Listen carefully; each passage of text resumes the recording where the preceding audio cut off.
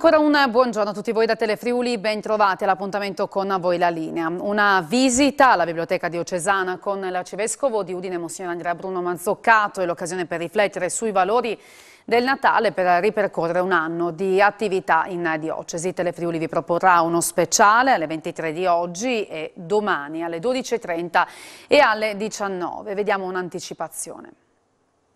Il messaggio dell'Arcivescovo di Udine, Monsignor Andrea Bruno Mazzoccato, viene dato quest'anno, il messaggio di Natale viene dato quest'anno da un luogo particolarmente ricco di storia. Tutto intorno ci sono tanti libri molto preziosi che raccontano non solo la storia del Friuli, ma sono testimonianza storica di tanti eventi, sono testimonianza storica della Chiesa. Monsignor Mazzoccato, parliamo appunto della biblioteca, una biblioteca che è anche aperta al pubblico, ma una volta era frequentata in maniera diversa.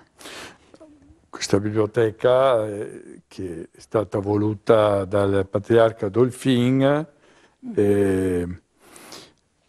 all'inizio del Settecento, proprio per dotare Udine di una biblioteca di qualità ed è una biblioteca di grande valore sia da un punto di vista strutturale, perché è monumentale, sì. Ecco, con tutte queste, qui è tutto autentico, diciamo, dell'epoca, cioè è un monumento, e poi di valore per le opere che contiene, che sono di varia natura, anche perché c'era un rapporto qui tra il patriarcato e la corte francese, quindi ci sono opere di valore del Cinquecento in francese, eccetera, ed era aperta al pubblico perché c'è una scala in pietra da cui poteva accedere il pubblico per non passare per lo scalone monumentale del palazzo.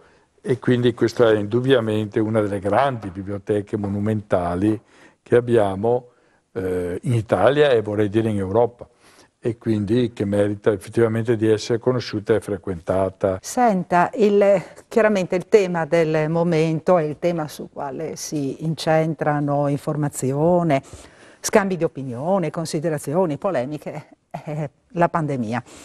Tra l'altro lei ha dato delle disposizioni precise ai sacerdoti, agli operatori pastorali per rendere più sicura la partecipazione alle celebrazioni liturgiche e ai momenti di preghiera. Sì, ma diciamo per certi aspetti non sono niente di nuovo queste indicazioni, però mi è sembrato utile anche su richieste che mi arrivavano in occasione delle feste natalizie di darle anche per iscritto, per l'obiettivo è quello di rasserenare i fedeli, nel senso che assicurando che sacerdoti, ma anche catechisti, operatori pastorali, sacrestani, eccetera, coristi, diciamo, garantiscono o il vaccino o la guarigione dal virus o almeno il tampone, la gente può accostarsi con serenità, perché l'obiettivo nostro fin dall'inizio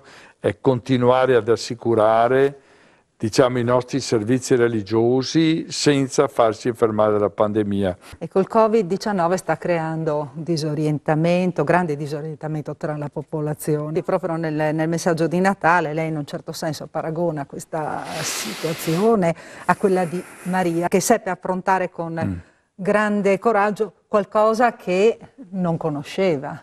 Sì, sì, certamente Maria aveva una risorsa interiore da poter affrontare l'ignoto, praticamente l'ignoto, con una grande fiducia naturalmente nella parola di Dio che aveva ricevuto, ecco, e nelle promesse, e questo le ha permesso di andare avanti in tempi che credo che non fossero più facili di quelli di adesso, insomma, ecco.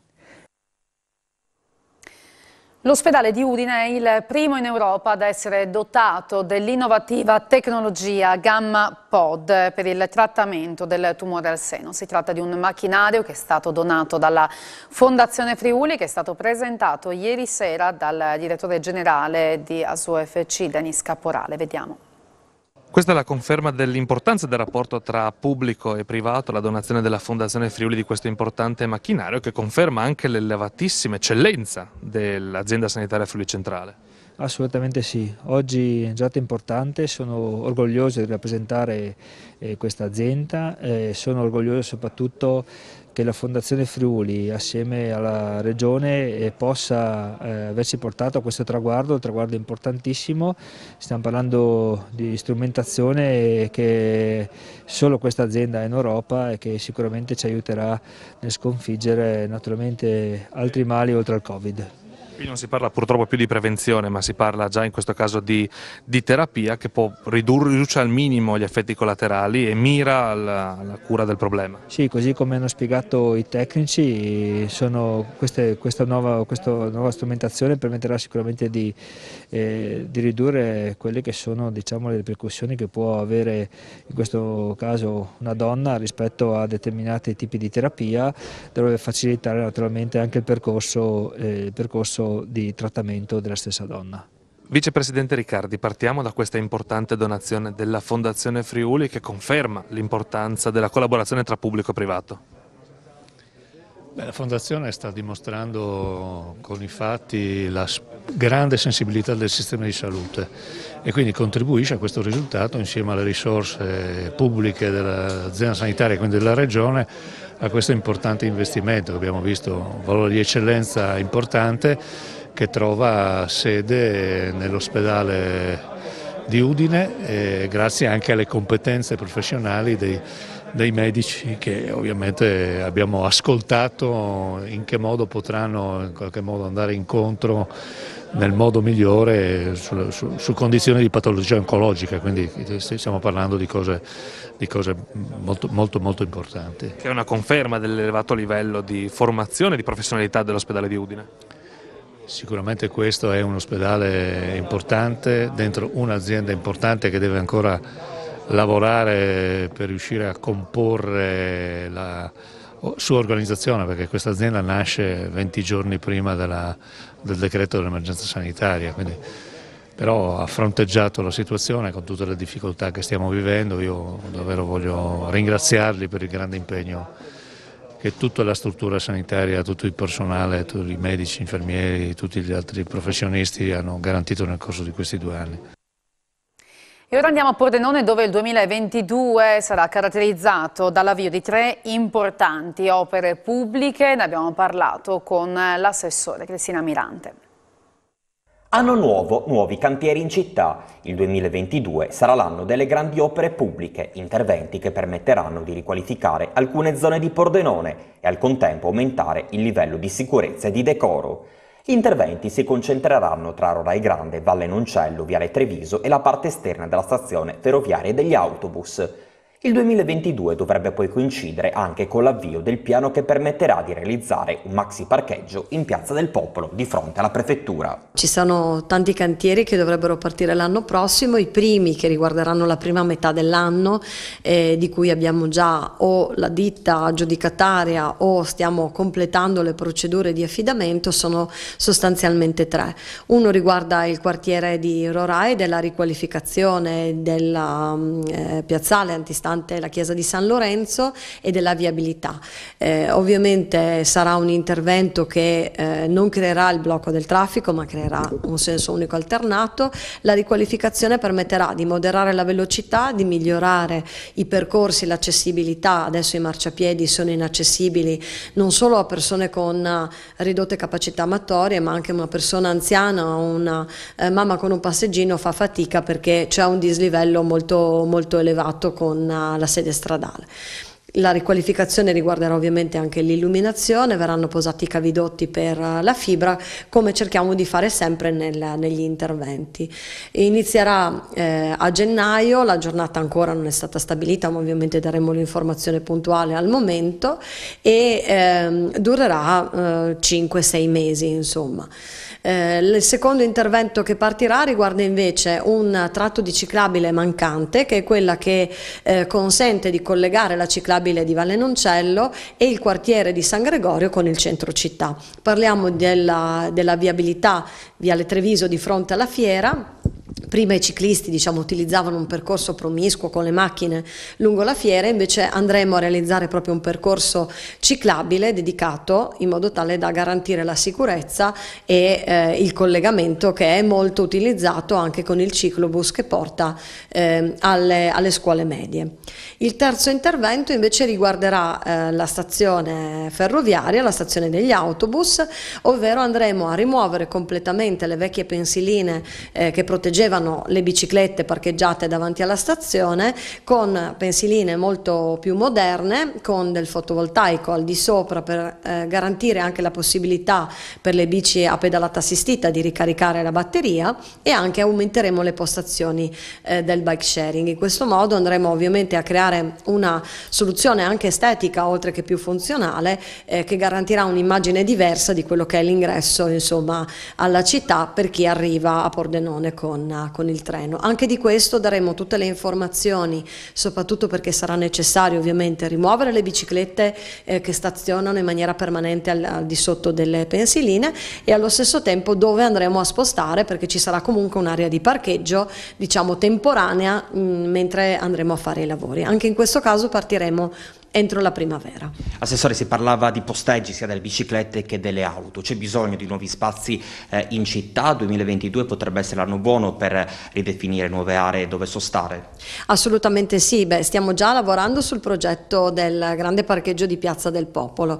Parcheggio interrato, 240 posti, 3 livelli, di cui una parte dei posti verranno messi a disposizione in diritto di superficie, quindi con la possibilità di avere un posto auto da parte dei residenti che non hanno garage. Ecco, questo intervento è un intervento che riguarderà in parte anche l'anno prossimo, perché andremo a fare quel tratto di roggia tombinata che alimenta il lago di San Giorgio, che servirà anche durante l'esecuzione dei lavori per evitare che ci siano problemi di allagamenti dovuti all'alterazione del livello della falda posta al di sotto della piazza. Quindi, per chi aveva detto che il parcheggio era irrealizzabile proprio per la presenza dell'acqua, diciamo che abbiamo già trovato la soluzione e che anticipiamo già i lavori proprio nei prossimi mesi. Tra poco, dopo la pubblicità, la seconda parte di A voi la linea.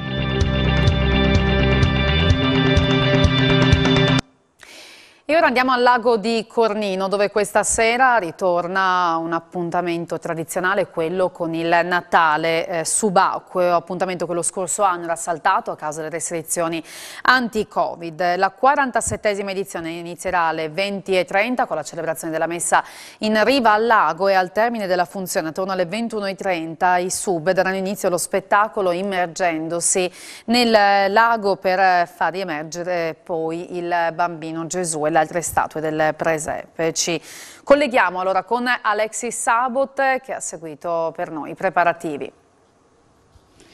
Sì, eccoci, ci troviamo a Forgaria nel Friuli, in questa splendida location, quella del lago di Cornino, perché ritorna il Natale subacqueo. È tutto pronto per questa sera, ne parliamo con il sindaco Marco Chiapolino e con l'assessore alla riserva naturale Lago di Cornino Laghetti Paccar, Pierluigi Molinaro. Partiamo dal sindaco perché si riparte in piena sicurezza. L'anno scorso non si è tenuta questa manifestazione. Sì, salve a tutti. Purtroppo l'anno scorso, come tante altre manifestazioni, tante altre iniziative, hanno subito lo stop, e la 47esima edizione, che cadeva appunto l'anno scorso, la facciamo quest'anno con grande entusiasmo, con grandi aspettative, anche con grande impegno, con grande ovviamente lavoro e sforzo, perché quando si decide con coraggio di fare queste cose, nonostante il periodo, chiaramente ci vuole tanto lavoro, tanto impegno. Per questo devo ringraziare in primis la Floriana Subacquei, ma anche tutte le varie associazioni del territorio che danno una mano per la realizzazione del tutto in estrema sicurezza, lo ricordo, perché l'area dove si svolgerà ovviamente la funzione religiosa sarà un'area comunque circoscritta con l'accesso solo col Green Pass rafforzato, e quindi nonostante sia appunto una funzione religiosa che non sono intercluse e nonostante siamo all'aperto, abbiamo deciso comunque di fare le cose veramente per bene, ecco, per non rinunciare a questo splendido evento. Ecco, l'importante è che ci siano tutti, arrivino qua con la mascherina e con il Green Pass rafforzato. Ci sono i varchi dove sarà monitorato? Sì, certamente, questo sarà indubbiamente una assoluta regola che dovrà essere rispettata, e chiaramente insomma non voglio anticipare molto, e devo ringraziare chiaramente, ripeto, anche tutti quelli che hanno lavorato dal punto di vista anche dei comuni vicini, ecco, perché abbiamo comunque l'appoggio anche di Protezione Civile dei comuni vicini, il comune di Trasaghes in particolare, oltre ovviamente agli amministratori, Molinaro e il vice sindaco Ingrassi, ma chiaramente insomma non voglio anticipare tanto, perché ogni anno noi cerchiamo un po' di migliorare questo evento con qualche piccolo investimento, e i giochi di luci e gli effetti sia sonori che ottici sono veramente strepitosi, quindi vale la pena di viverlo dal vivo.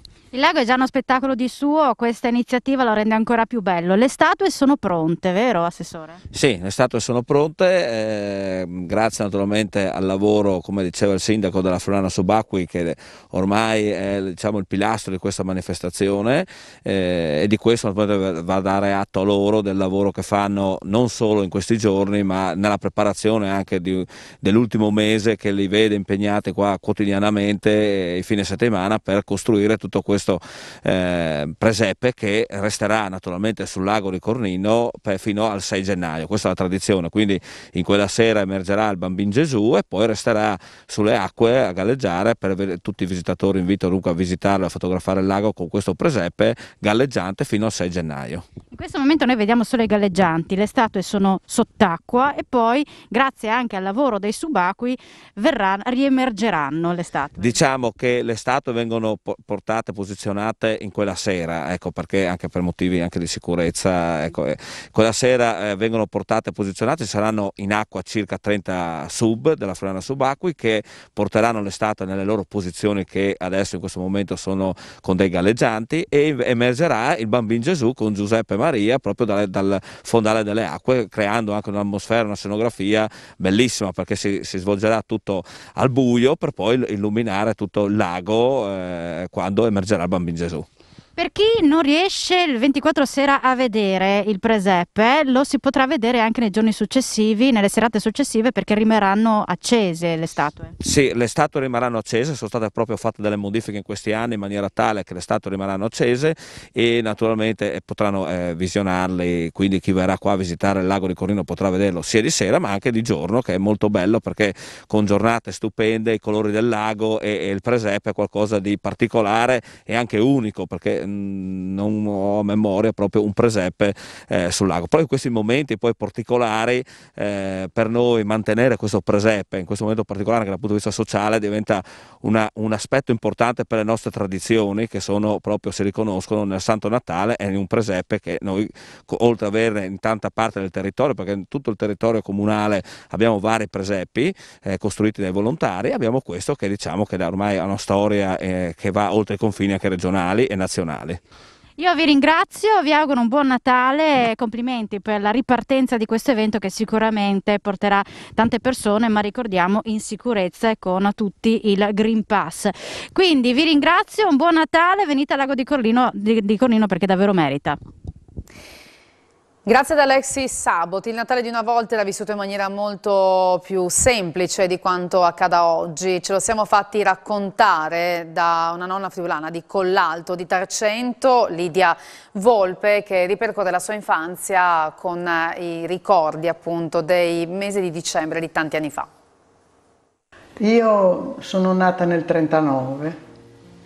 I miei primi ricordi ero in casa con i nonni, mio papà era emigrante e si aspettava che arrivi lui dalla Svizzera, E poi c'era per il Natale, prima di tutto c'era la novena, si preparava la novena, la sera si andava in chiesa, era Don Valentino Felice, il parroco, si faceva la novena e poi si cominciava a pensare, chi aveva le statuine andava a cercare il muschio per fare il presepe.